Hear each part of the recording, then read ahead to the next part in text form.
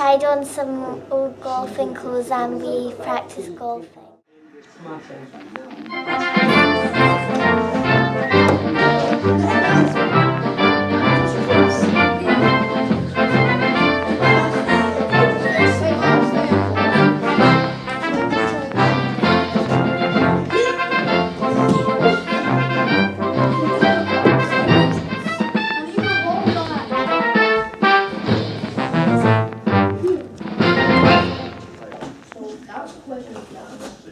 We've learned about the different clique marks on golf clubs and balls. Today we learned that the inside of a golf ball is made by duck and geese feathers and the out is made by painted leather. We learned that slightly moderner golf balls were made out of tree sap.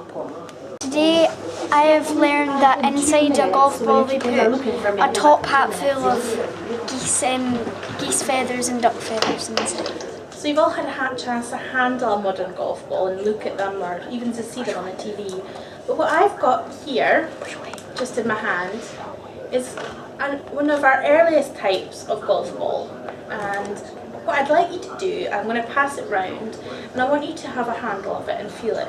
Now it's really old, it was made in about 1840 and it was handmade by a maker here in St Andrews. Do you see that top hat that's in the case there? That black top, they fill it right to the top of duck and geese feathers. So inside here are boiled up duck and geese feathers. And we have a display of a maker called Alan Robertson. And Alan made this golf ball. He made it in 1840 in his studio here in St Andrews, which was just at the top of the street where we are today. And Alan was known as the greatest golfer of his generation. So he was the equivalent of a Tiger Woods or Rory McIlroy of his day. He won many competitions here in Scotland, but he also played using his own clubs and balls. So do you think Rory or Tiger or any other golfers that you might know of, do you think they make their own balls and clubs? They don't make their own clubs to play with. That's what made it different. Alan would be making these balls and it would take a whole day just to make a couple of balls, maybe 3 or 4 balls in total that he could make in a day. It was really hard work to stuff the feathers inside the casing. And so it made it really expensive to buy the golf balls. And so when you were playing around on the old course, what do you think might happen? If you had a big swing, if you were using a big club, what do you think might happen to the ball? Burst. It could burst at the seams and the feathers could come out. And so if you were playing golf regularly, it was an expensive sport to play. But there would be rich people who could afford to buy the golf balls and clubs. And so together with the balls, they were using clubs like these. And these are, well, without touching them, what do you think it's made of? Wood. And do you know the different parts of a golf club? The shaft is the middle part here, the whole end, and then club head. And you hit the ball with the face. So if you remember that you hit the ball with the face of the club head, your face is on your head. That's an easy way of remembering. And this part here that you hold the club with is the grip. And again, this is a wooden hickory clubbed golf club. And these were used together with the feathery balls originally. So I'll pass this round for you to have a wee feel of. And again, on these you might find markings and things. This is actually a replica that we have for the museum.